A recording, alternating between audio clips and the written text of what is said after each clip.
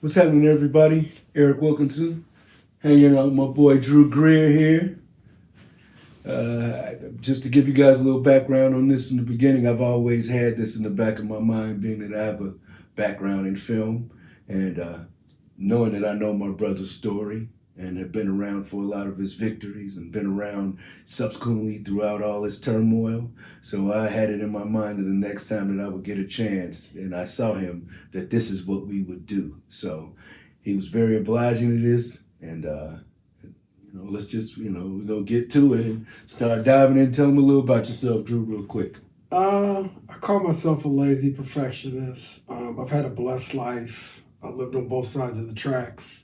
Grew up on LA's east side, Linwood, Compton, Watts, mothers from Watts, dads from Compton, and spent half my life there, and then moved to the suburbs. So that really served as a great base because I was able to contrast two different worlds and maneuver in both of them. Sports was my compass, my passport that allowed me to sort of move in those different rooms and build my confidence and my place within the world and giving me a comfort level. It was a challenge from a suburban standpoint, but I welcomed that experience because it set me up for later in life. There you go. There you go. That's beautiful, man. Yeah, I had the pleasure of meeting his parents, and great people. I saw it, I've been to the house, so, I know where you grew up. Yeah, let's just really dive into this real quick and not even mess around with this. Let's talk about something real quick. Let's talk about something real quick. Because I know that this cat had a lot to do with how you think and what shaped him. What does Muhammad Ali mean to Drew Greer? I mean, I don't really jock or have heroes as an athlete, but I respect Ali because of what he did in the ring and outside the ring. It's the first time I saw a black man speak his mind and articulate in a way and speak on his beauty as well as his confidence in the ring, as well as, stand 10 toes down as it relates to issues that live within our community and within our world. So at a young age, I had never seen any of that. I mean, we weren't even on TV, let alone athletes were kind of happy to be there, and seeing him leverage that power and then going through the years and being able to compare that and, seeing, like to a hard contrast, Mike worried about, Republicans sell shoes too, versus having a point of view and speaking for the unspoken. I wanted to point this out because I think that was poignant statement into everything else that happened in Drew's life as to why he thought the way he thought, why he moved the way he moved when he was in Nike, why he did the things that he did, why he thought on the level that he thought. So I want everybody to be able to go back to this analogy you just made with Ali and see all the similarities between him and Drew and the way they think and the way a lot of other young brothers think that are free thinkers. Okay? So let's go on and dive into some history, man. You went to the University of Ohio, first person in your family to graduate from college. Tell us a little bit about that experience. Yeah, I mean, I wasn't an academia. I mean, I didn't really gain intellectual or academic confidence until I got in the workplace, but I wanted to play ball. Mm-hmm. I mean, I'd do anything to play football. That was my passion. My mother signed me up. I started off as a mascot because she wanted me to be around male figures after being divorced. So for 3 years, I was bottled up as a mascot, just in uniform on the side. I used to dream that I was a mascot for like 12-year-olds, and I was like 5. I dreamed that all the running backs would get hurt and they would have to put me in the game, believe it or not. And then when I was 8, my mother took me to Linwood Park, and she's like, "You know where I'm taking you?" Well, no, I'm taking you to sign up for football. So I was getting my team, an official uniform, getting assigned a number. And it changed my life. It got me through school, got me through confidence, gave me confidence on, in challenging situations, helped me maneuver when settings like the suburbs, and, sports was, again, my compass as well as my passport that, allowed people to be a little open to me a little bit more, not dealing with the discrimination. I have empathy for those who didn't have it, especially people of color that were in that setting, because they didn't have anything to sort of work through that, where I kind of had a superpower, and I was actually good. So that, we know what sports means in America, so that played a major role. Nice. There you go, my man. All right. So tell me this. Growing up in LA, and I know you started on the east side. So Tell me how that shaped your culture, your vision of culture, and Well, how you carry that in. It gave me exposure. I mean, there's some kids that, kids of color that just grew up in the suburbs. I had something to contrast. And ended up being a great vehicle. I laugh at Lil Wayne and all those guys taking on skate and all that. We was doing that stuff in the 70s and 80s because we had the Dickies and the DCs and the But that's also when California was just different, man. Yes, but everybody didn't get that in California. In fact, a lot of the city kids didn't get it. The city kids didn't get it until they got bussed. When they got bused to the valley, they got exposed to all this stuff. So that kind of opened things up, and they were bringing about the hood. I got it because I actually moved in that environment. Still trying to hold to the things that I knew of currency, of style. And then I was, these OPs, these stubbies, these lightning bolts. This is kind of hot too. And, kind of blended those two together. And that started my curiosity is from a style standpoint. So as I traveled, I was able to pick up pieces here and there. A lot of people don't know where I'm from based on how I talk and how I dress, but that's based on, me being kind of this gypsy and being able to pick up pieces throughout the world. So let's bounce around because I know I want to delve into this history thing, but since we're on that right now, let's just move around. Okay, yeah, come on. So let's talk about that freedom of LA because I had the pleasure of going to high school in LA in the early 80s, and it was different, man, when MTV hit. And cats here where Chicago was a little bit different, but we were more on, I would call us more of the GQ kind of thing here. And DC was more, 2 pair of jeans rolled up on the bottom with swim caps, and you had all these different styles going on. Whereas in LA, you did, like you said, you could pick from this Dickies culture, but you guys also had the Melrose, Westwoody kind of thing going on with my wearing world was Armani's to me there was 3 different worlds kind of from my perspective. There was the gangster, and you kind of weeded off of that. Earlier on it was a thing like 7th grade. I moved from the suburbs back to Compton and went to Linwood and things. Went to Willowbrook High School in Compton. Things had completely changed. That's where the gang stuff sort of elevated, but we were all influenced from the style. And then there was the surf, which was more surf than skate, but they were all sort of blended together. And then there was the jock, kind of the preppy. I blended all 3 based on my taste level, but I wasn't as much on I slid away from the gangster side because there was a period there that that kind of labeled you. It wasn't until NWA came out that then it was embraced again by everybody else, and the color palette kind of calmed down.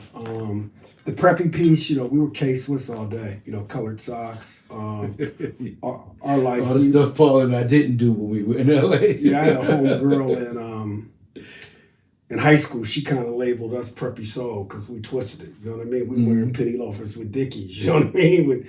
With pink socks. And blending those sort of dynamics. But that kind of started me doing my own thing. I wasn't trying to dress black. I wasn't trying to convert. My deal was I just wore what I thought was dope, and it was my style.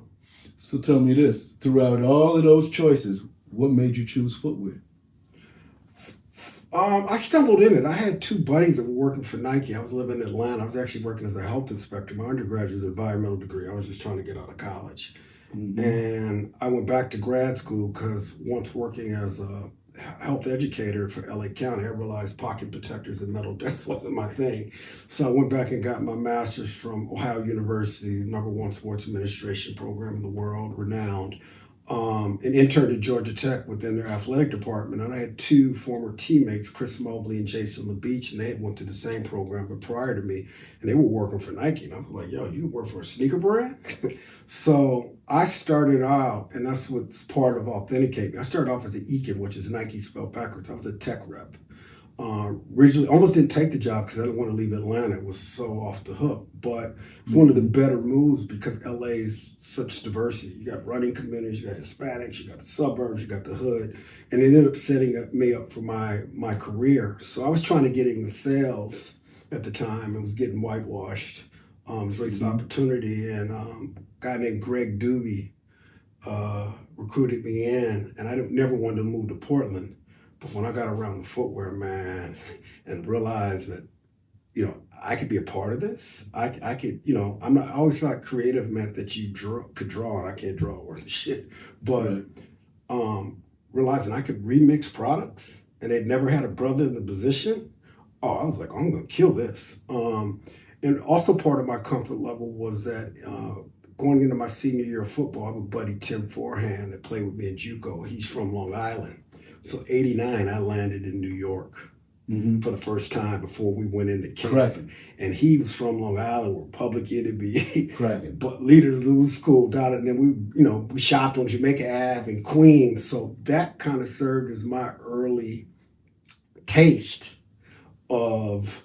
I was offended when I went to Jamaica Ave and I saw all the colors. I felt like I had never seen every colorway that you could ever imagine of one shoe. Right, because LA is typically big box driven. We had couples, sporting goods. We used to go to Southwest Sporting Goods in Southgate, but they were rare. But basically, we were Foot Locker driven and sporting goods driven. So it's a less aggressive palette. But you go to New York, Caribbean influence, plus the retailers are aggressive because they're competing for the next thing. They were hunting. That's why the corner stores miss right now, because they've kind of evaporated based on the brands. And that's why the industry has lost its soul, because those stores, those retailers, they're on the floor. That's right. They know the mamas, they know the consumers, they know their birthdays, they know their favorite colors, and that plays into their buying system. Hot. Yes. They know what's emerging. See, right now it's conservative. They're going to be one store that they know what's good. Maybe carry something nobody else does, but eventually the whole city will carry it once it starts bubbling up. But if you test things just based off of the initial, or if everybody has it, but if you're the rare person that sort of has it, it's like Air Force Ones. Air Force One started in DC, Baltimore as it relates to retro piece, but in New York there was a guy named Jew-Man, had a store in the Bronx. He had them. Nobody else had them, and that kind of emerged where it went from something where it was very niche when they re-released it in a very limited deal to now it's the number one selling shoe in the industry of all time. We call it our milk strategy. When I was managing LE, which is now sportswear, we had a milk strategy. We want a product to sell out in 30 days, like spoiled milk. If it didn't sell out in 30 days, it wasn't a success. So in building that, that's why Dunks now they did $4 billion in revenue this year, but they're milking it. Right. Now, they got away from the milk strategy, and now they're milking it. I don't think that's healthy, but that lets you show when you let things sort of marinate, the flavor sinks in. And I remember being in Columbus, Ohio, with some friends sitting at a Michael McDonald concert, believe it or not, at a high school in the field, and I was sort of blown away when I saw suburban girls in dirty Air Force Ones, but still Air Force Ones were, something that was, lack of a better term, hood driven, that now became pop culture, and it's much like hip hop. Well, go back to what you said about it, them milking it. Now, I mean, the culture's changed a lot since you were in there, just with the advent of sneaker culture and conventions and the internet and all these different websites. I mean, things have grown. Right. So how, since you're saying they're milking it, this is, kind of a question. How would you handle it if that's the question, knowing that they only sell so many styles anyway? They're milking Michael Jordan. Right. There's not really a new Jordan. It sells like the ones, and 1 through 6s. There's, same thing with the Dunks. I mean, you go into, or Air Maxes, whatever, and they're not on quite the level of Dunks and Jordans. Right. So how would you handle this situation? I mean, there's a lot of things. First of all, you have to innovate. You got to keep innovating. Sportswear, or then called limited edition, was supposed to be a dessert. Your main course meal was your innovation and your new products. You invent yourself every season. You're making the athlete better. So that's one way. Other things, you got to create rooms. When everybody wants to go to this room, you switch and go to another room. So you take styles out of the market for a piece, or you create some heat somewhere else. But if you're just relying on the same models over and over, it's like playing the same record over and over on the radio station, man. It wears it out. You want to pop around and do different things. Also, you got to diversify your brand. You're becoming this $50 billion giant. There's room in ACG. There's room in apparel. Huge opportunity. Jordan should be $1 billion in fleece in itself. There's no reason that Ralph Lauren should have better fleece than Jordan. So there's other opportunities for you to expand the brand while preserving your icons. Okay, there you go. All right. Let's go into some other stuff right now. All right, let's talk about Nike in your early days, and what was the company like for a young black man, culture wise, in those first days you've been here. So I was living in Atlanta when I got hired. I hadn't moved to LA initially. So my first sales meeting, I pulled up in Portland, and the first thing I thought was, but I knew it was that way, but it's still different seeing it. Where are all the black people? It was quite a bit, man. It was an adjustment. I was quiet. That's kind of how I operate. When I'm not comfortable or I haven't put points on the board, I kind of observe and stay to myself. And people think that I don't have personality. That's how most brothers and sisters do it when we're but I have crazy personality. I'm trying to scope out and fill things out and not let my mouth get myself in trouble. But as things started progressing, I obviously had a different sort of feel for things. Struggled mentorship wise. Not having people of color, you know what I mean? Like even a brother from Europe is not the same as a brother here. And then there's a generational gap. The brothers that were there, older generation, they kind of tend to act a little differently than, they're a little bit more timid, happy to be there, where I'm not going to be comfortable that way. So I'd rather be quiet than not be me. And in those sort of situations. So the mentorship was the biggest gap that I see sort of coming up, and not really having anybody to aspire to be like, within that setting. I ended up being a VP, but I could never dream of being a VP at the beginning because there was no brothers that were VPs, and just trying to maneuver out. One of the things that saved me is when I went from the Econ position, the tech rep position, into product management and went to corporate, I was concerned, because I speak Queen's English, but also got Druisms in my own jargon. But what saved me was Stuart Scott in Sports Center. Okay. Because I still went in being me, but parallel to that, every night they were seeing somebody that was booyahing and the rest of the stuff. So I ended up blowing up because of the success of the line, as well as the storytelling. I was the first one to bring beats into a presentation, which sounds like, how is that the case? But I had to create the setting of what I was creating so I could give the reps the ammo to be able to storytell in an authentic, as well as to see where I was going with it, and create a little controversy because the performance categories were used to being basketball and then running, and it got to the point, especially the I-95 reps, they were breaking their neck trying to come to my breakouts and be in the front row. One of my most notorious breakouts that still sort of rumblings and people talk about is that one presentation I didn't say a word.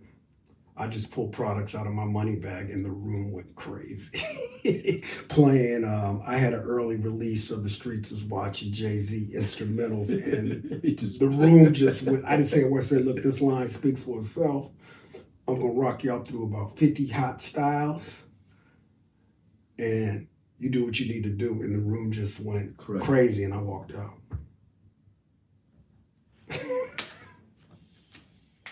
Did you get reprimanded for that? No. Okay. No. That is one time I didn't get reprimanded. But to me, it's, as we go into that, and this is for the young people, if you're going to do game-changing shit, you take risk. Period. Say that to them. Yeah, if you want to change the game, you're going to interrupt the room. You're going to disrupt the room, and you got to be willing to do it. And that's how I was. I was doing this for the culture. I mean, don't get me wrong. I liked titles. I like getting paid. I like bonuses.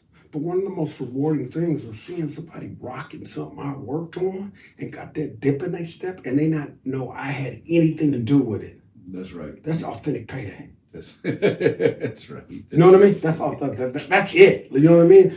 Now, some would be just happy with internal peace. Like, that's cool, and I probably could have done a better job of that. But I was serving the streets. My line, I said mine because I took it personal, but there were a lot of people involved. My line represented the buying power of the streets. My deal is, this is before the internet. They had to touch the wall. I wanted to go in there and go crazy. One of my greatest products, when I knew what I was doing, was when I remixed. Anytime I relaunched a product, I always did the original colors first. So the Air Max 95, I did the original colors. I did the neon, then I did the white navy, which necessarily wasn't my favorite.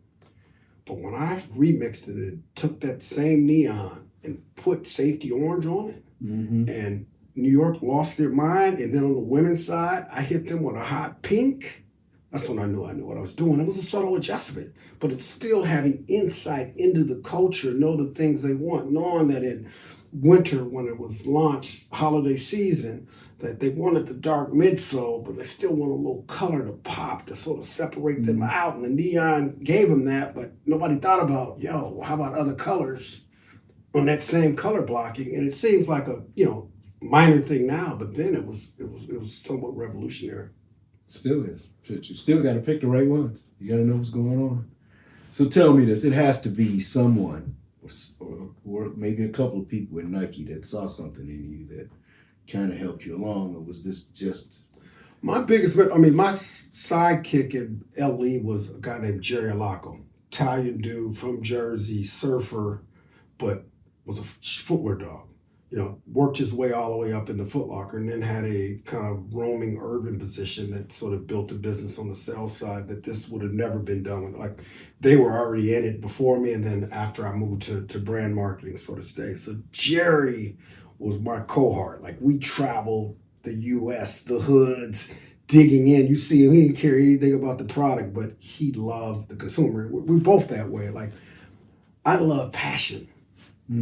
Now, happiness sneakers are my thing, but it could be anything. Like, I love, my son's a chef. I'm into food now because he's into it. I love what I equated to. Sometimes you don't like a song, but then you go to the club and see it rock the club, and you're like, okay, I like. That's kind of where I see Jerry acted, and I have other parts of my life as it relates. He wasn't a sneakerhead, but he loved serving the retailers and the consumers and disrupting it. So hand in hand, and he taught me a lot as it relates to the business.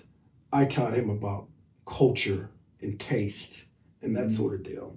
So Jerry was hand in hand. He should get equal credit. I just looked the part, but he actually helped deliver it and worked the hallways much better than I could. Sam Siegel was the man. That's the godfather of the industry. This gentleman having some health issues right now, but he's battling through it. He's a G, but he had the agency for New York. So Foot Locker was account. He made money off a percentage of Foot Locker. He built New York block by block. That's what it's those dynamics. But his later years were around. He was sort of just a roamer consultant. He worked for Phil Knight himself, not Nike. He got consulted by Phil Knight. So he served as our downfield blocker. One of my biggest rewards, I talk about the consumer, was I used to kill the presentations. And when I come to the side, he'd give me that look. He reminded me of my junior college football coach, Hal Scherbeck, who was one time the winningest junior college coach. Hal Scherbeck used to give me this look when I scored or did something good and kind of wink, and that's all I needed. That was the same thing with Sam. When I killed a breakout and I come back and he give me that, and he love it and get to stir in his coffee. That was rewarding because he was one of the hardest. Everybody was scared of him.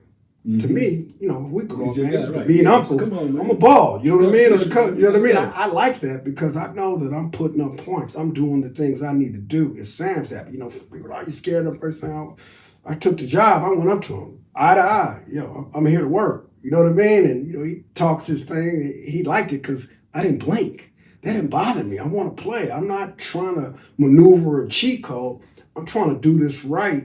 And he can give me the internal beat. I know what I need to do for the culture, not be a sellout. And if I have those two things, I got magic. Nice. Well, yesterday when we were rolling around, you told me something about someone else. You say something about your buddy Chris Crawford. Wow. So Chris Crawford, unfortunately, is a football player like myself. He ran the football division, and when I was doing sports where nobody cared about it, so they used to put us in breakouts. But Chris Crawford really represents what Nike's about.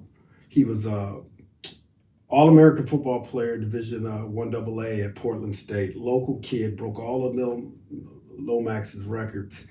And he got along with everybody. Unfortunately, he died of cancer.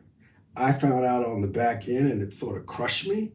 But our relationship, it wasn't like we were buddies and we hang out, but when we saw each other, it was just magic because of the respect of, we knew we were former players and just the way he conducted himself. And they need Nike. That's one of the things they're missing. They're missing Chris Crawford. You know what I mean? Nice guy, but still gonna do what he needs to do and fight for the business. But mentoring and magical.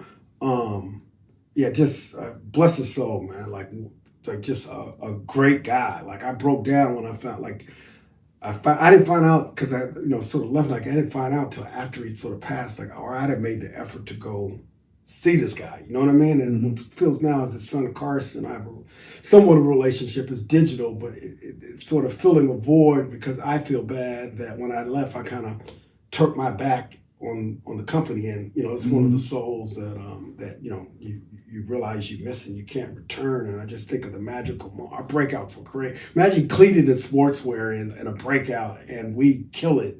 And he's a conservative guy, and I got a little flavor, but still the breakout ends up being seamless, basically because we both have passion.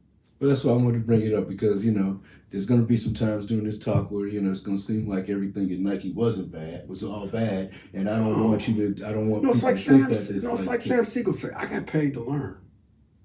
You know what I mean? I was from outside the industry. I was a health inspector, a health educator, and then, got the opportunity to come in. So it wasn't all bad, but challenging periods, just like anywhere. And I learned a lot what a mecca it was when I went to other brands. Because a lot of times it's like I see dead people. Under Armours and other folks, like I see things ahead of time because I'm in these streets. I live this business. At Nike, you live the business. Like we don't talk about how many hours you worked. I used to be speeding to work at 6 a.m. for what? Because I wanted to get there and make magic.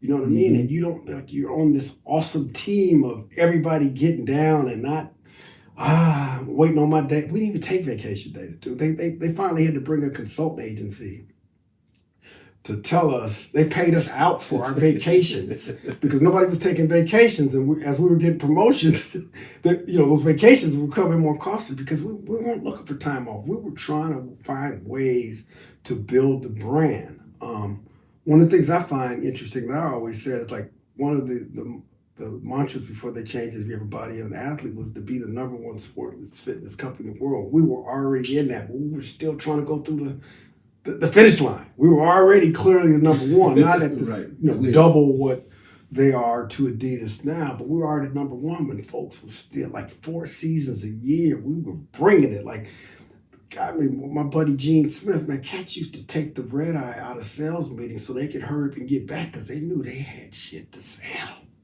They couldn't wait to get back to set up the showroom to show their retailers and get them to make money. I mean, that's the sort of mentality it was. Me speeding to work at 6 a.m. Nobody's speaking about the hours. Like, we all do that. Damn. That had to be a hell of a culture. Oh, it was. We didn't even know. We just took it for granted because that's just how it was. As you reflect on it now and you go other places, you realize it's not the same. And then the creative tension, we used to go at it. But we come out of the place to make magic, you know what I mean? Versus it being, things are much more politically correct and things are softer, but the things that have, G's in sales, G's in marketing, our brand, G's in product, all the way around, and you're fighting. Obviously your discipline is where you're going to lean towards most, but ultimately is where can we put the brand in the best place? And we did that. I mean, that's why they're at where they're at now. They're resting on a lot of the work that we did, not taking anything from individuals that are there now because we were never 50 billion, but a lot of that 50 billion comes from what we were doing in those days. For sure. You got to set it up for success. For sure. So tell me this. What was Nike Limited Edition foot like when you got there? What was the vibe, the energy? What was the number and the numbers? Energy, it was like 30 billion. It was a side category, but there were some people that set the foundation, but they just weren't from the culture.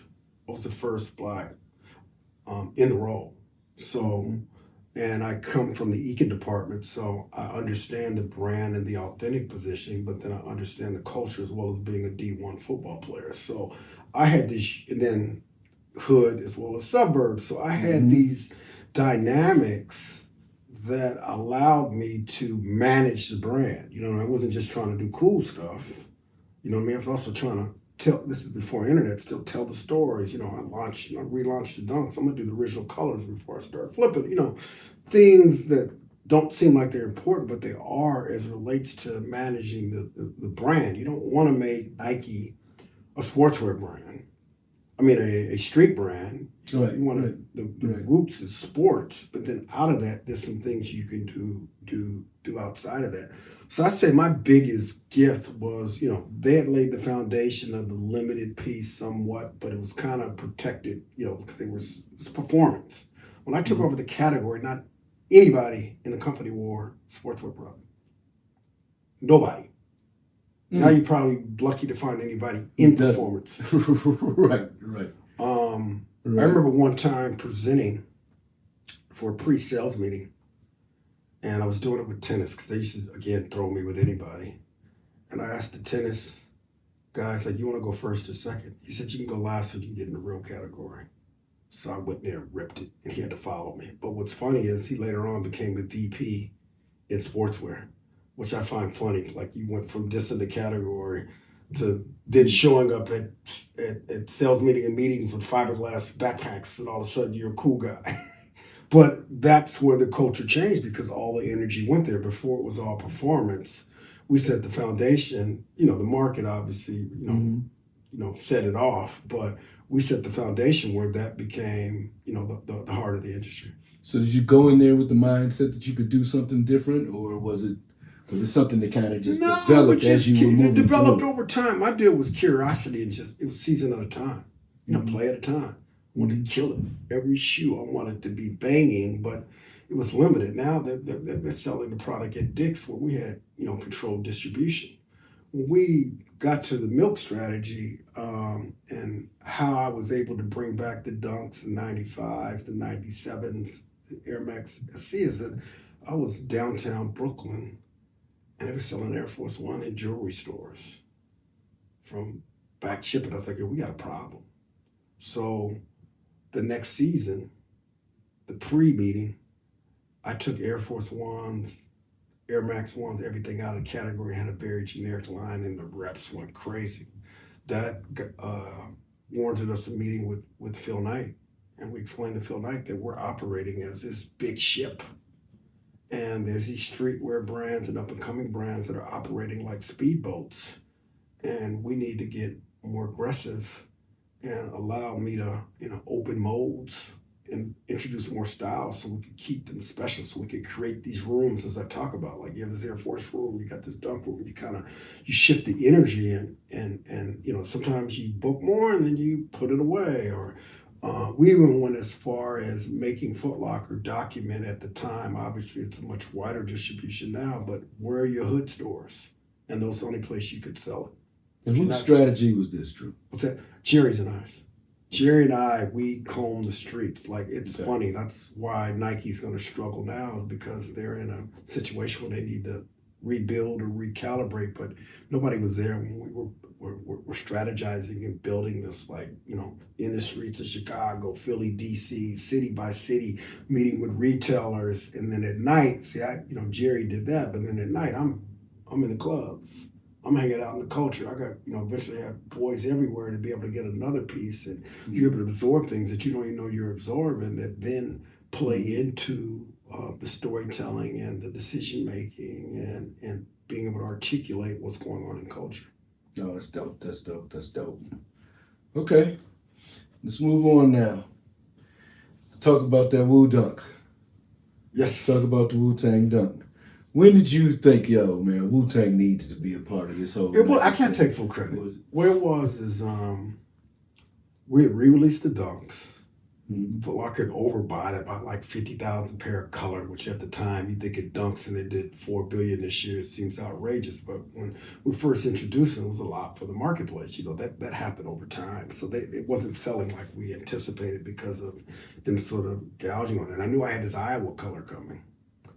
And I was kicking with my boy Cone Contrail and Loud Records because they had a street team at the time. But when I went to New York, I touched everybody and embraced to just understand what was going on as they were pushing music. You know how they drop things with mixtapes or singles and all that, or just culture in general, or just seeing what the kids were wearing within the office. Who else in Nike was doing this at this time? Nobody. I was the only one market travel. They would do market travel, but it was a convention. There, you know, it'd be a bunch of people, and they go to the general stores where they're not hanging out with people. With no, they were going in the belly as it relates to that. Right. Like you had some Eakins that were, you know, of color, of culture that dug in a little bit because that was just their national life. They weren't doing it for work, but I had the license to travel the world eventually and do this. You know, find the nooks and crannies, find the details of what was going on, so then I could make the decisions that were best for the line. Like I said, Jerry and I would travel.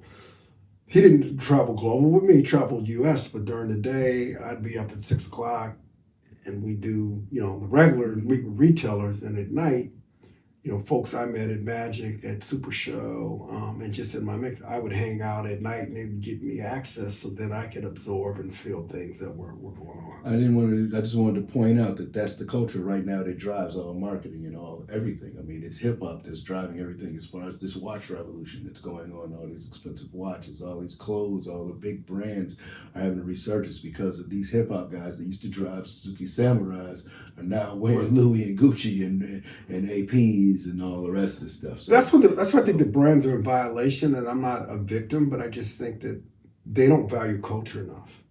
They don't. We have to understand Queen's English and politics on the inside, but then we also are bringing the culture side of it. That's a dual sport. That's a dual athlete. That's additional. Like that should take it in consideration. Bull Jackson, and they don't look at it that way. They don't value it that way. And I think that's where I got compromised. Again, I'm not a victim, but the things I put in place, and again, with others, but the writing ups and the dynamics that went on that, you know, you say you got written up and it was no big deal, but then it started my reputation of being hard to work with or confrontational, these sort of things, but then they shaped the industry. Well, let's talk about that. Okay? You know, we'll get back to the Wu-Tang thing, but let's talk about that since you brought that up. What was the first instance of you getting written up for something that was actually successful? Because I'm sure that almost every time would it be the first time you got written up? No, that was the only time I got written up until the latter part of my career, and I had some hiccups going on personally from a mental health and depression sort of standpoint. Which that's a whole nother dynamic that I think they. That's down the line. We'll talk about that. But from that standpoint, I got a warning when I did the Wu-Tang Dunk. Correct. That's right. Because we had an entertainment department, and they didn't want to get after it because they felt if they did it would want to just open up a can of worms. I'm looking at a way to storytell, and their department was just a seed product. I'm trying to build a line and feed culture, so I took that risk. Again, that's taking risk and working with Cone Contrail. When I did the Rockefeller Air Force One, I was working with a retailer, Udi, at training camp. Again, none of these I dealt directly with the artist. It was working with, you know, somebody within the industry, one of the influencers or execs at the music label, and us just sort of building, like, let's do it. You know, they signed, you know, they just signed a letter just basically saying to give me the approval so I could use the logo, and we did it from a seating standpoint. We didn't retail. It was just a friends and family thing to create energy, which is even funnier than me getting rid of. But with the Udi piece and Rockefeller, Jay went into Laura Cohen's office and put his foot on the table because everybody in the music industry wanted a collab. I wasn't seeking those out, but it made sense. The initial color I did like white, red, white, blue, and Jay was like, yo, I only do white, white.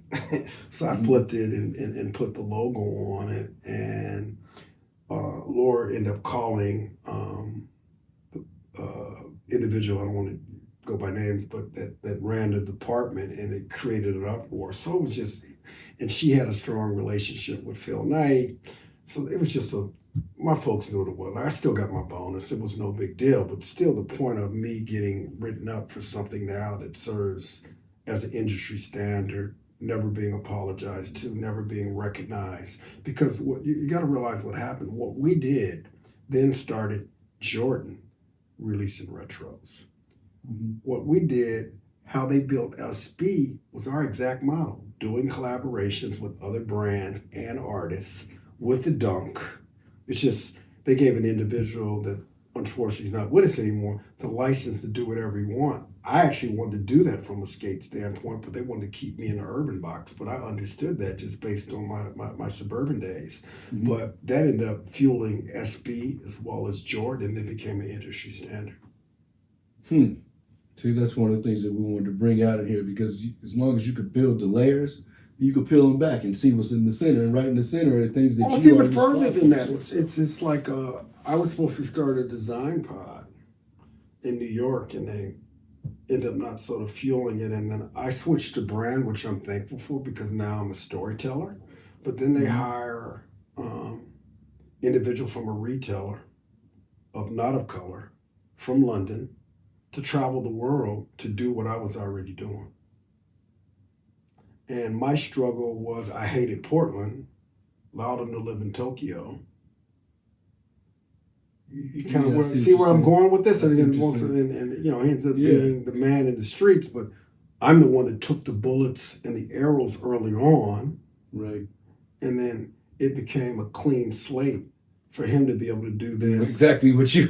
And because I mean, even though I didn't operate with the best emotional intelligence, and I wasn't really concerned with the halls and being political savvy, and I'm getting better at that. Mm-hmm. But I really wasn't built to do that. My superpower would have been being in that type of role and roaming the country and building the relationships and do it. So in some ways it hurt knowing that I put the foundation, took the bullets and do it, and then, you know, they bring somebody else in to do what I really should have been doing. Like, there was a point I seen the former CEO before he was CEO, and I seen his notes that I need Drew Greer's in every part of the world. And to see that get reduced, and part of my struggles is Portland. Mine too. Well, you know, I lived in Portland just recently, after 20 years after you lived there, and the struggle is still the same. I mean, the culture is, there's no culture, and coming from where we come from, and unfortunately, the black people that there don't have any culture. Right. I mean, the West Coast as a whole sort of diluted. I'm lucky that I got out of LA to be able to do that, but it was the lack of culture there. I struggle just seeing industry folks everywhere I go. You know, me wanting to get away. It's not like I didn't try. I learned to snowboard up there. I became very domesticated after those dynamics. But I like a balanced lifestyle. Right. And those voids there would, you know, that's where my depression and mental health stepped in. Like, when you're excited about going to the airport and, you know, depressed when you're landing to come in, it's not necessarily that's everybody the best of life. Right. And then it's not just you, it's everybody working, so there's no life work balance outside of that. And my excitement is being able to travel outside the market. You know, a lot of things were accomplished there, but, you know, I didn't want to raise a kid in Portland. That's just me. You know what I mean? I didn't want to have a Nike kid. I wanted my kid to have other dynamics. And they did afford me to live in Amsterdam. My son and his mother broke up, and he was able to stay there. He speaks 4 languages now. He's training to be a Michelin sort of chef. So it all worked out as it relates to sort of those dynamics. But early on, I took a lot of bullets personally, but seeing him reap the benefits in other ways and me taking this different route, I don't think that would have happened in Portland. I think he would have had some struggles. I think the international piece and you know, some of the other steps. I mean, by the time he was 4, he lived in New York, Miami, LA, as well as Amsterdam. He's only gone to international schools. He went to a Korean Montessori school in LA, went to a British school when he first got to Amsterdam, and then went to the international school. So I look at that as part of me getting paid to learn as one of the benefits, and, you know, he's my prize. You took it a step further, like you're supposed to as a dad. Yeah. So tell me this, man. When you see now that these shoes, like the Wu Dunks, go for like 50 grand, what goes to your mind? Is there any validation? Is there, you know, kind of like a "ha, I told you so"? No, the first thing would be is like, motherfuckers, this is crazy, man. I'll give you an example, man. I was working for Ralph Lauren. I lived in Long Island at the time, so I used to take the Long Island Railroad, but I worked on where I got off the train because I worked on the Upper East Side, Madison and, Polo, where the dynamics are. Walked across 34th Street and cats was camped out for some sneakers. I went home, showered, ate, came back, and the motherfuckers were still sitting there. Ain't no way in the world I'm camping out for no damn shoes. But I understand the culture that was there, and I have an appreciation for it. Would I spend that kind of money on shoes? No, I don't collect shoes. I create shoes and rock shoes, but the last thing I do is collect them and look at them as art. But I have an appreciation for passion, as I stated, and if that's what they elect to do, and if there's, things are only worth what people are willing to pay. And if they're willing to pay $50,000, hey, better for them, but me personally, I'm not doing it. I mean, but it's got to be some kind of validation to see that you kind of have a stamp on this culture. Whether you didn't do this intentionally. There's no way in the world you came up with these collabs, any of them, or brought back the Dunks or the Air Force Ones or any of these other things, or sparked this revolution within SB or Brand Jordan or any of these things. It's no different than the artist. Exactly. It's no different than artists that's working on the track and you just want it to hit. Yeah, but sometimes, man, being a brother, man, in this world, and we know it, from the stoplight to all these inventions that these brothers and sisters have made throughout all these, or just contributions in order. And they always try and take away our contributions. Like you said, you take the bullets, you take the hits, you take the mental strain over these years because of these people that don't want to say, hey, man, okay, cool, Drew didn't fit our culture. Like you said, you had some struggles late in the end, but they still don't want to just say, hey, man, this guy helped us build this culture. I agree. I mean, I completely agree. I mean, there's a side of me. And I guess even them saying it won't even make it better or make anything. But damn, sometimes it just to be appreciated is okay, especially since you've reaped billions and billions of dollars from this. I agree. I don't believe in participation trophies. I got receipts. Right. I was junior college All-American. I was 6th and 8th in nation all-purpose yards. I was 2-time All-MAC. I was the top graduate in my undergraduate program. I got receipts, so I don't need any more trophies. But Nike's never acknowledged me. They've never apologized. And again, there's some things I did that could have been part of our separation. But again, I think part of that anger was I was never recognized for what I did. I was never. When I went to brand marketing, I had to take away my director's role and go back to a manager role. I left there as, I think, a senior manager. Like, I was never, a VP. You know what I mean? Those dynamics. They've never come out to acknowledge me on the outside and to know that one shoe, I'm not even talking about Air Force One, which is all-time selling shoe. But one shoe in 2025, the shoe I fought for, the shoe I got written up because I did a collaboration, I can go on and on and on, did $4 billion in revenue, and they don't act like I exist. They act like I'm not a part of the family. I don't care what went down. You have separations that sort of go on. So if I got to write my stories myself, I do. And it's not because I want trophies, but there's an emptiness in the bullets and the arrows that I have taken that they can't even recognize, which is disappointing. The brand would be nowhere right now because they're not innovating. And again, right. I didn't design the Dunk. I didn't design the Air Force One, but we remixed them and fed them culture into a way that is $4 billion. You know what $4 billion is? But they were essentially dead. They were dead lines, though. Yes, $4 billion is as big as On and Hooker are together with one shoe. Mm-hmm. Come on. You know what I mean? Come on. Cut it out. Yeah. Cut it out. Yeah. What Jerry and I have done, and Jerry sits on the outside of the brand as well, what we fought for, what people thought we were crazy for, and the people to follow us. There were other, brothers. I didn't do it all. It sort of, we were just the originals that sort of started it and set the foundation of the strategies they're still using today. They don't know how to recreate it because they weren't there at the initial. Would I do the same strategy today? No. Mm-hmm. I stay curious. I'm on top of this culture. There's other ways of dynamic, but we have the recipe. We have the DNA. We have the threshold to do the things we need to do, to dig internally, and Jerry working the beat with the retailers and internal beat, and me from a cultural standpoint and feeding in them. It's like I'm still mentoring cats in the industry. Mm-hmm. You know what I mean? Like, I understand I'm not the old guy in the club. There's other ways that you can, set the foundation to be able to get after this. But I think they're going to struggle with ways to, I don't think they necessarily want to do. I read something today where Wall Street said that they feel good about Nike. And to me, that's the problem. Wall Street is based on potential and perception. The real beat is consumers and retailers and culture.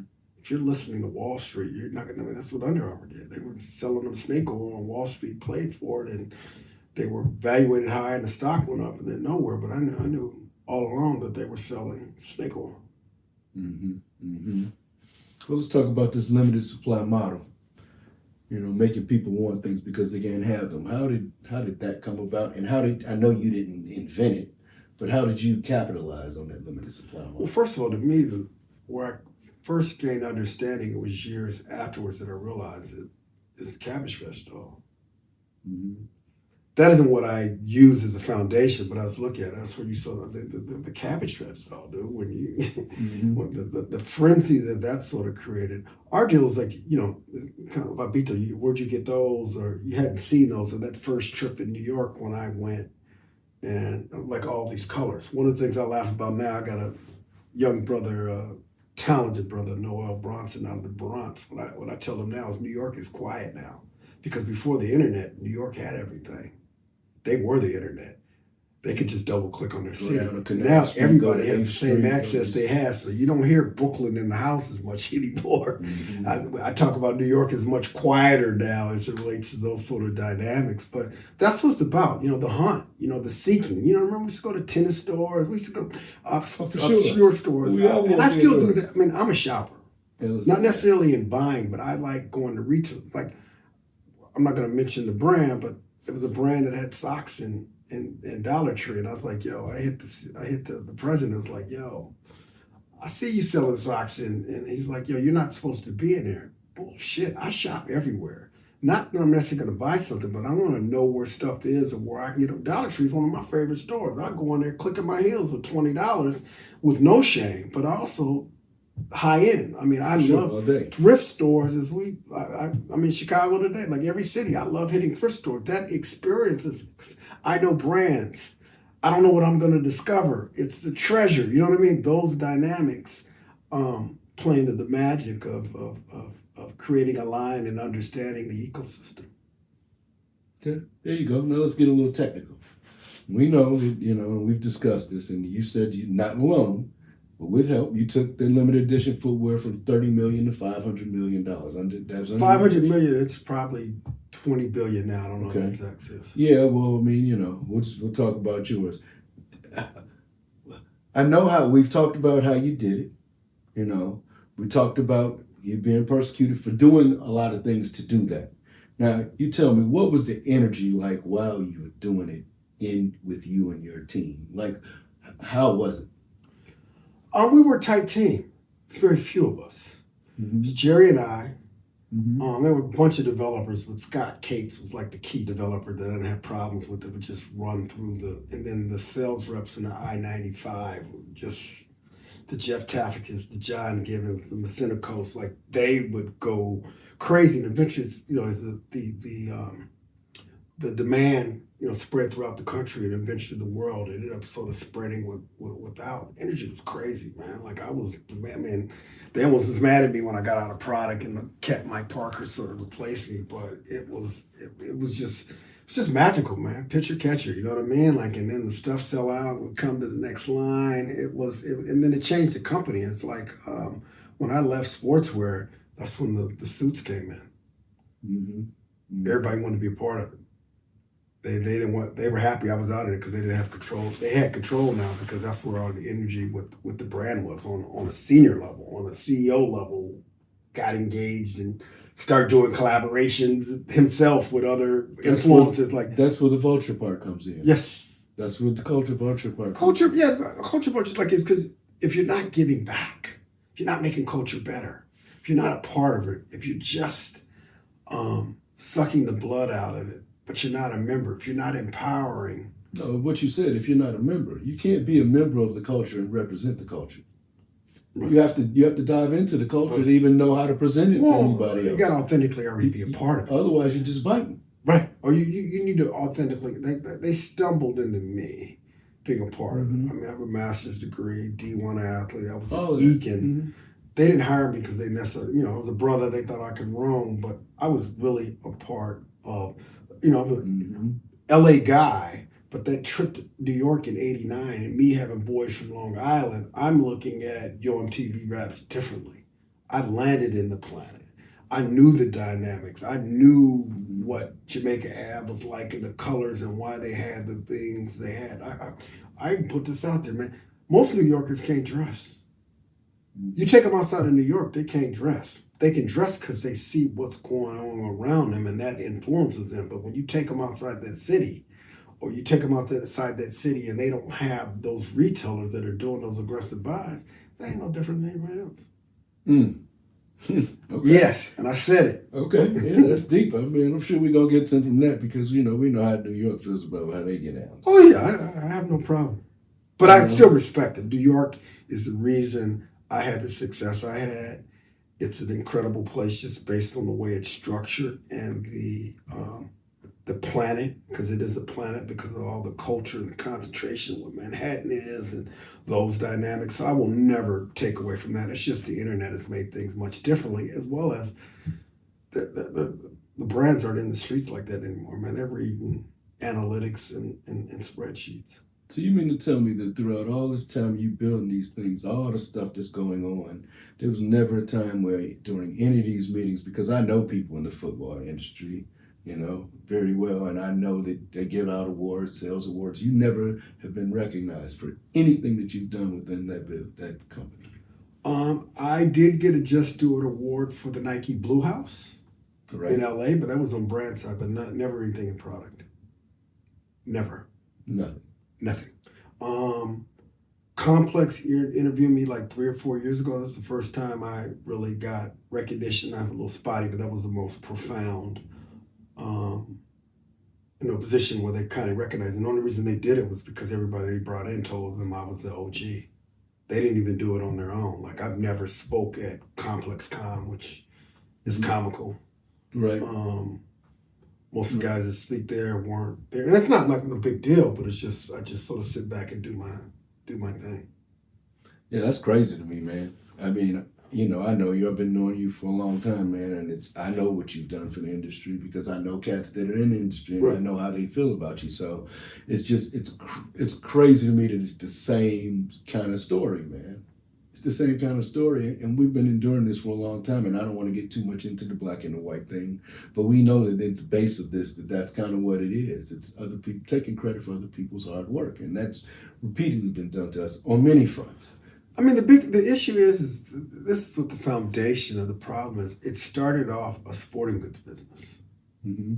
Now it's a cultural business. Mm-hmm. That's sport culture and street culture. For sure. And you have gatekeepers. For sure. And they want to, there's some brothers that are in that role, but all brothers ain't the same. Some looking out for themselves or play the political piece, or some are protecting the culture and are standing 10 toes down. So those are different dynamics. I had a thing that I kind of backed off of because I couldn't get the support I want, but I still believe in the sneaker industry needs to die. DIE, diversity, inclusion, empowerment. Diversity is the numbers. Inclusion is let me make decisions. Empowerment is allowing me to build teams. And I don't see that going on now, even from the boards. Like, there needs to be even diversity. It needs to be athletes, former athletes. Hey, man, we run the sneaker industry. And I don't mean this in a bad way. But you name me a white player whose sneakers are selling more than the black players, or that even has one. Maybe a Luka. As a matter of fact, the biggest shoe has been in Nescu, a female. And No, I said the only signature shoe that's well, first of all, none of the signature lines do well. They leverage their status to be able to sell other shoes. You do LeBron, so you sell more running shoes. okay, Stan Smith is probably the most prominent long white time I got endorsed dwarf out there stands all sneaker. day. And you could say Chuck Taylor, but he was a sales guy, so that doesn't really count. Jordan's really been the most successful. But between Jordan and hip hop culture, I don't need to talk no more.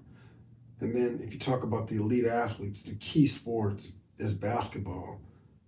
Over 80% of the athletes are people of color. And then number one sport in America is football.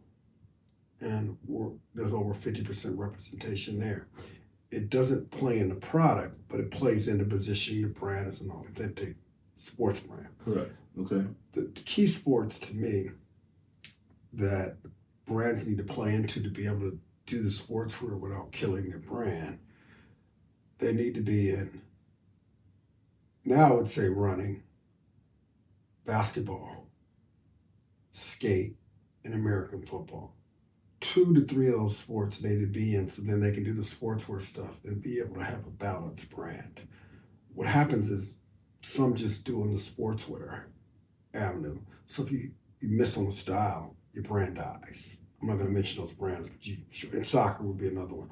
You know what I'm speaking to. So if you have those, they may not necessarily be paying bills, but it still positions you as authentic. So then you can sell this lifestyle product and still have a balanced equation.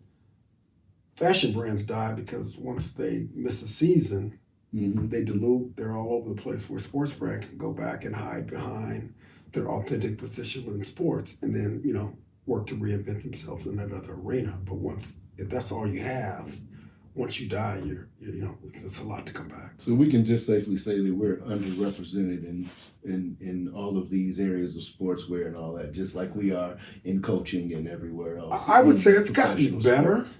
It's gotten better, but I see a lot of those folks don't last long in those positions either.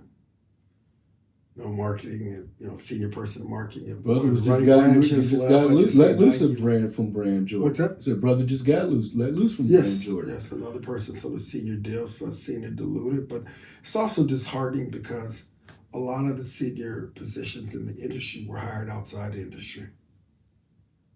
And people that worked not many people worked themselves through the ranks and been able to get at that elevated sort of level. They bring folks in from the outside of color. And it's not that I'm not cheering for them, but it's kind of disheartening for a lot of us that started from the bottom, as Eakins at retail or in sales, and being able to elevate up, versus bringing somebody from another industry and then you having to educate them. And then there's a level of insecurity there where what they should be doing, those folks, is bringing in folks like us that have and empowering us as well as getting educated, but then the ego gets in the way, and then, they're happy to be somewhere where they don't have to wear suits, hard shoes, and sneakers, and all of a sudden they know everything, versus being able to leverage folks like us. Because to me, even the VP and all that stuff, I just want to make dope shit, to be honest with you. Put me in the back of the cleaners, but protect me and play to my strengths. Not that I'm not looking to grow and evolve in my blind spots, and I've done a lot to address a lot of those now. But there's just some of us that grew up in the industry. The longer you're in the industry, the more marks you're going to get against you that then play against you, to not being able to be in, those promising positions, and not wanting to be in those positions so that I can flaunt and have it on my business card, but to be able to mentor the next generation of kids, which I do anyway, and be able to put them in a place so that they're able to do game-changing things to keep this industry in a healthy state and to serve culture as well as still stay true to sport. Okay, well, I had a couple of questions about compensation, but I won't even ask those because I know you weren't, you received no compensation for anything that you did. I would say at the time, but the bonuses and stuff were cool. Like Nike had a healthy life, but I reintroduced the shoe and got written up about that shoe. They did $4 billion, almost 10% of their business last year, and they're a $50 billion company. again, I'm not chasing paper. I'm not chasing ambulances. You know, I'm not. That's my deal. But you know, as you reflect on it, there's not many people that understand our industry that you had these conversations. But think about it. I had a personal meeting with Phil Knight. First of all, I took product out the line. Had a personal meeting with Phil Knight to get the okay, Jerry Lockle and I, to do that. We protected this product like our child. Like, you know, you're in school and you get the egg assignment and you gotta, keep the egg. We protected it on that level. We took arrows and got beat up. To think in 2025, when the brand is struggling, it almost represented 10%, slightly under 10%, say 9%. I'm not here to do quick math, but 4 billion of 50. But when I saw that number, I was blown away. Hear me? 4 billion. And that's just not even, that's just direct there. That's not the influence of what you did had on all the rest of the industry. The industry as a whole. They did, right. I mean, I've had headhunters challenge me with on my resume. Think about that. I'm at other brands and they're not trying to listen to my perspective as it relates to those dynamics. And sometimes it's hard. It's like I had an understanding now because I started my whole career. I've never been on the bench. I understand what it's like maybe being the backup and knowing that you nice and want to get in the game and you can't get in the game. Like it's, you know, would I still have loved the game if I wasn't a starter? Right.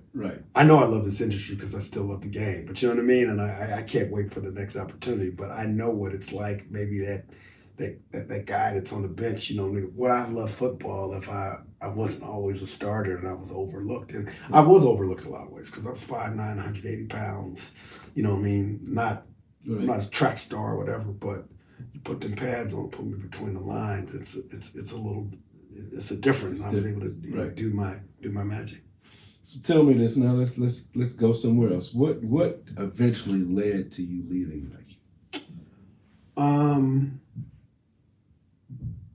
Started in Amsterdam. I got depressed. I had a property in LA. Normally, when you get an expat deal, you do it from Portland. I hired a rental agency. I had 2 apartments for 6 months. The culture shifted in Amsterdam. I wasn't completely prepared for people talking around me in other languages and, you know, those dynamics. There was friction between the European organization. And it was the first sort of where I didn't necessarily perform like I won as an expat. And because of all the other things I did, getting written up, you know, this is the time we can get true. So then they bring me back to the U.S. organization in basketball when it was down. I'm in a global organization, so there's a global report, there's a U.S. report, there's a basketball report. It was just total chaos. And I could have used better emotional intelligence, but I was frustrated and being what the old Drew was and, you know, going after, you know, sort of folks there. And they used that to walk me out. I don't think I would have put me in basketball, especially knowing that I was coming and where basketball was and coming back from Amsterdam being depressed. I wouldn't have put me in that position based on they know how I operate and where I am best. As well as all of the fighting and stuff I did before that created a bigger snowball that I was a problem, but a lot of the stuff that I was fighting for is now an industry standard. So tell me this, do you feel like you were pushed out? Oh, I was fired. No, I mean, do you think there was an agenda or did you Oh, yes, I think it was. I think when I came back to Portland, I think they knew it was they knew basketball. I think they put me, in a lot of ways I do. I think I was back a little less than a year. Some things had shifted where I think I'd have been more protective if some folks hadn't left. But they wanted to put me back in product and somebody said no. And that's what makes me think that they had an agenda. They were saying because I'm the dope. I'm flat out, like, especially from a sports person. I'm the dopest cat in the industry. I'll say that without hesitation. And I never said that in sports. I never said it was a bad running back. And I learned more having left and also being an outsider and not having the insight and being able to read and call the plays. And they try to narrow me down as just a sportswear guy, but I've studied this whole ecosystem and the training I have from Sam and Jerry to understand this industry beyond is like I can call plays. I know the airs. I know the dynamics, and it didn't just come about. These are years of being in the street. Like Sam built New York. Mm-hmm. Sam has stated on film, on video, that I'd be the first person he hired. So the person that built New York, that states that. The start of the culture. Huh? The start of the culture. Like you know what I mean? Like it's dynamic. He says that if Phil was still involved, I would probably be back. But my deal is that's enough in itself. My litmus test is Sam. Sam, the most politically correct, but he's had the most. He built New York sneaker landscape as well as Foot Locker. Mm-hmm. He's the greatest cat in the industry to me. Everybody else gives other cats credit. Phil went to him and said, like, he built it limited. He started the limited piece. He could have oversold and been, no, I want you to sell through. He walked the blocks in wingtip shoes. New York. Because that's the epicenter of the sneaker culture. Like, I can talk all the jump I want. That's where everything started pre-internet. That's what set this thing up. Foot Locker is the biggest. They're undisciplined in why they had to sell the dicks now. If Sam was there, that would have never been the case. They're 80% Nike. That would have never been the case with Sam. Mm-hmm. So he would have had all the fly stuff. He had all the fly stuff. He would have limited them. He wouldn't have done it. Go get some. You're not going to bastardize that brand. Because if they don't sell through, you're banging. That's your brand being managed. It's not it being managed right.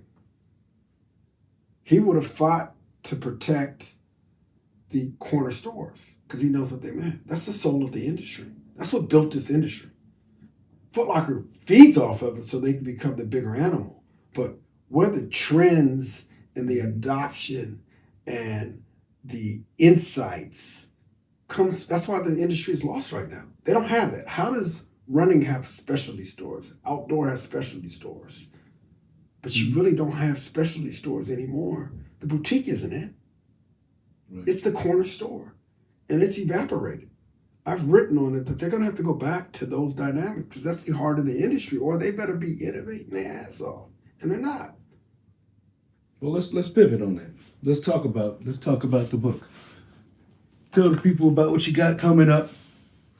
Yeah, I got a book I'm working on called Sample Size that sort of an autobiography, but also my experiences as living in suburbs in the city, as a former D1 athlete, as well as, a member of, first generation of hip hop culture, as well as working as a sneaker exec and, just my journey, the stories and, paralleling business and lessons and life, even a section on mental health.